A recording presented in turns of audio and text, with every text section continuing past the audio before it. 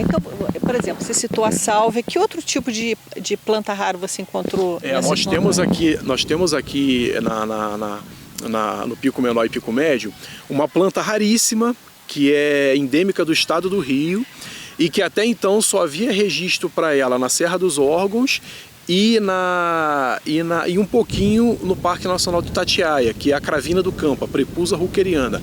Eu fiz o registro dela aqui no Pico Médio e os especialistas então identificaram como a Prepusa ruckeriana e não havia registro dela para Nova Friburgo. O que isso ocorre de legal? Uma vez que não havia registro, ela foi incluída para Friburgo, então Friburgo passa a ser uma cidade que tem essa planta, que é uma planta raríssima, que está criticamente ameaçada de extinção, e incluiu o Parque Estadual dos Três Picos também como área de registro. Isso para o parque é muito interessante porque no futuro pode angariar recursos para a preservação daquela área lá em cima, uma vez que existe essa planta lá em cima e ela está criticamente ameaçada de extinção, e recursos financeiros também para que alguma coisa seja feita em torno dessa planta. Agora, Rodrigo, esse trabalho que você está fazendo de inventário, você está dando uma ajuda enorme aos pesquisadores do Brasil ou até do mundo inteiro, né? Sim. Vamos colocar assim, você vai lá, localiza, fotografa, você coloca isso em rede social, você já tem um grupo específico também, acredito, você está dando uma grande contribuição. Você é um suporte para esses pesquisadores, né? Com relação a essas vegetação de campo de altitude, né? Pois é, então, assim, uma das coisas legais desse trabalho, eu só queria colocar um pormenor aqui, que enquanto inventarista, a única coisa que eu faço é registro fotográfico, eu não coleto planta, né? Eu não mexo na planta, não removo ela do local de origem dela, a única coisa que eu faço faço fotos geralmente da flor, do vegetal da planta, da folha, e através dessas fotos os especialistas conseguem a identificação da mesma, né? Mas é bastante, né? Você já faz muita coisa, né? Então, mas assim, uma das coisas legais desse trabalho é que eu já pude dar suporte a vários pesquisadores, muitos deles que pesquisam a planta havia plantas que eles já pesquisavam há 30 anos e que nunca tinham visto essa planta na natureza. Eles só trabalhavam com essa planta em herbário, em essicatas, ou então em cultivo, né, particular. Na natureza eles não tinham tido registro ainda, a possibilidade de ver essa planta, e eu já trouxe até pesquisadores para ver essa planta no habitat real dela, de descrição dela. Então me conta sobre isso. Você divulga, aí você vê um pesquisador, gente, olha lá a tal da planta que eu só vejo em laboratório. Aí eles entram em contato com você, você vai voluntariamente com esses pesquisadores. Voluntariamente, vou voluntariamente, levo esses pesquisadores de lá, eles fazem um registro, né? Aí fazem todas as medições científicas que eles necessitam, por exemplo, localização, altitude, tipo de clima, como é que funciona, como é que ela está posicionada, se existe cobertura vegetal sobre a planta, ou se ela está exposta ao sol ao tempo todo, né, ao clima ao tempo todo. Um outro detalhe também que eu acho interessante falar aqui é que eu não trago qualquer pessoa, porque como a gente tem muita planta rara, muitas pessoas mal intencionadas também ficam de olho para vir lá e coletar essas plantas, né? Antes de trazer um especialista para cá, eu pesquiso sobre o trabalho dele, há quantos anos ele já faz pesquisa nessa área, se ele trabalha para alguma universidade, né, se ele é uma pessoa respeitada no meio acadêmico. Então eu procuro fazer todo esse trabalho de pesquisa antes de trazer o pesquisador propriamente dito para essas áreas onde as plantas ocorrem.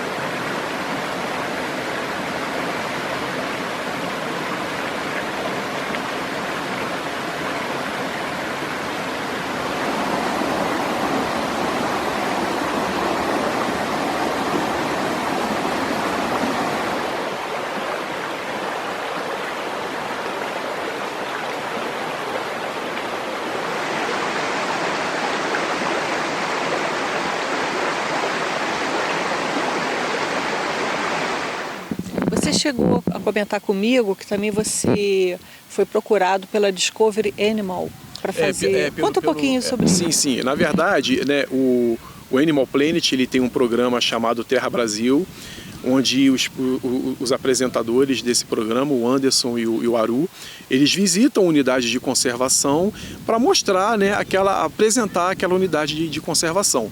Mas o diferencial desse programa é que, pelo fato dos dois serem cientistas, né, o Anderson ser biólogo e botânico e o Aru ser engenheiro agrônomo, eles pegam sempre essa parte científica também e agregam ao programa deles junto com as belezas naturais do local.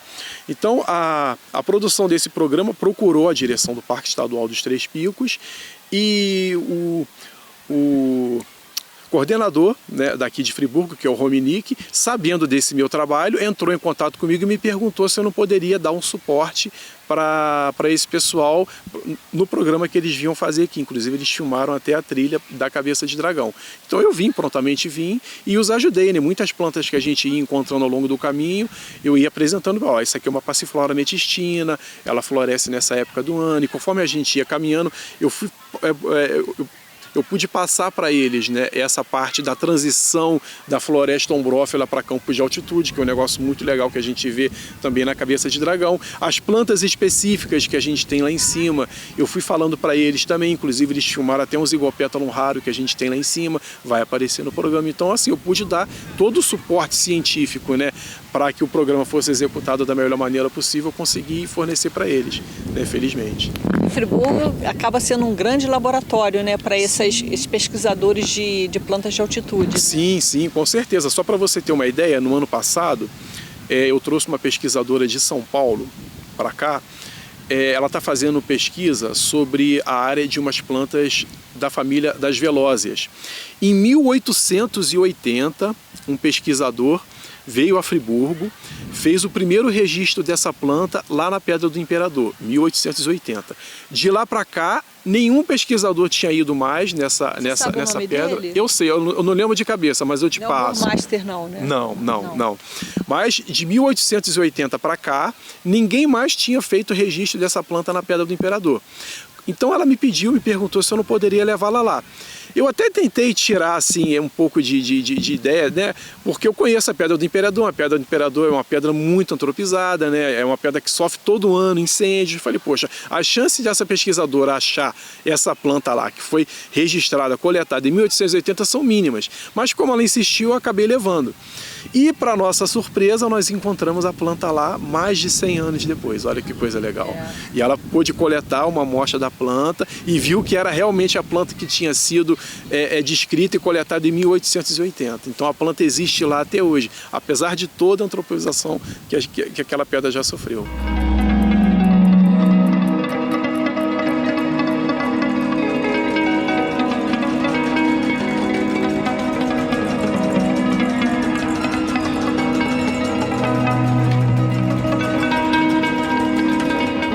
Você também sai um pouquinho de Friburgo, né? Você vai a Sumidouro, né? Sim, vou a Sumidouro. Por que você vai a Sumidouro? É porque o que acontece? Muitas plantas que a gente tem aqui em Friburgo, elas ocorrem em outros municípios.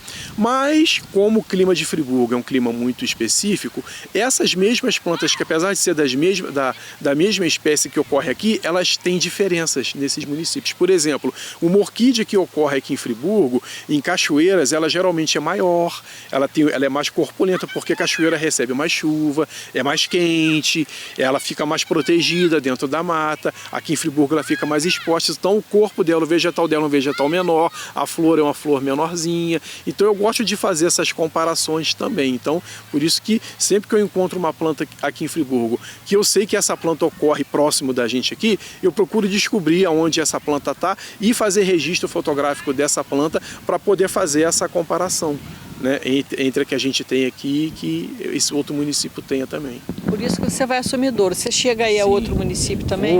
Já fui a Sumidouro, Santa Maria Madalena, já fui a Teresópolis, Petrópolis, Cachoeiras de Macacu. Estou muito em Cachoeiras de Macacu também, porque Friburgo, o parque, acaba fazendo fronteira com Cachoeiras de Macacu, né? Às vezes eu entro para o Friburgo, saio em Cachoeira, eu entro em Cachoeira e saio para o Friburgo, saio em Silva Jardim. Então a gente está sempre trabalhando assim, fazendo a correlação, né, entre esses municípios. E eu queria entender um pouquinho a sua rotina. Como é que é? Porque você é como você se define, você é um inventarista, sim, né? sim. Para mim, você é um pesquisador, né?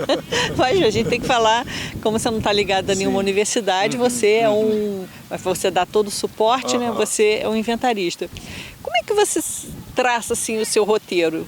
Eu sei que você tem um companheiro, que é o Gastim, né? Jorge Gastim, grande Mas você companheiro. também vai sozinho, né? Vou sozinho também, né? Quando o Jorge Gastim não pode ir comigo, eu acabo indo sozinho.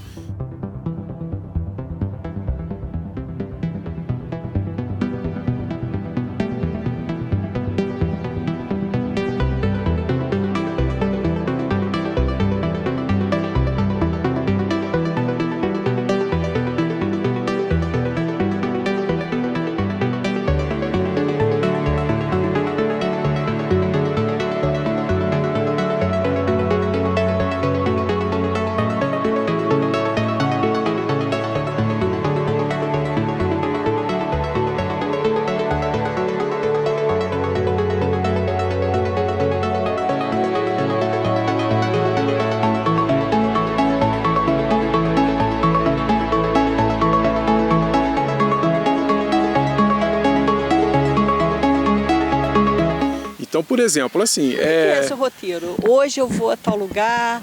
Quantos anos você está fazendo esse trabalho? Desde 2014, já são 5 anos. 5 anos. Já são mais ou menos, eu não tenho o número exato, mas são mais ou menos umas 200 plantas catalogadas já, inventariadas. Fora muitas outras que eu tenho registro, que eu tenho registro fotográfico, mas não tenho o registro da espécie, né? Porque provavelmente aquela planta não foi estudada ainda, não foi descrita.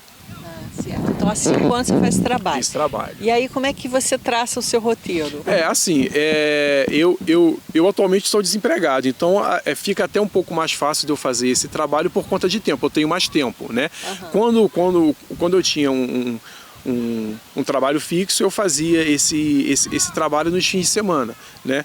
Porque eu estou sempre subindo montanha, então a montanha que eu subo, isso aí é um negócio até legal porque mudou muito a minha forma de subir a montanha. Antigamente eu subia a montanha somente para fazer o cume e fazer o exercício, né? Hoje em dia a minha dinâmica mudou completamente. Eu subo a montanha, mas eu presto atenção desde o primeiro passo da trilha até o cume da montanha. Então a dinâmica, a forma de ver a trilha, a forma de eu perceber aquele ambiente, hoje ele é muito mais rico graças a esse trabalho de pesquisa que eu faço com as plantas, né, de fotografia. Então assim, quando eu trabalhava, eu fazia esse trabalho nos fins de semana, feriados, férias, né, eu fazia esse trabalho. Hoje, como eu não tenho um trabalho fixo, eu tenho mais flexibilidade. Então, por exemplo, eu vejo que choveu, né? Caiu uma chuva forte na noite passada, eu já vou para a mata, porque sempre que chove pesado, muitas plantas que estão na parte alta da mata, elas caem. Às vezes um galho quebra, e essas plantas, como estão na parte alta, a gente não tem acesso a elas, né?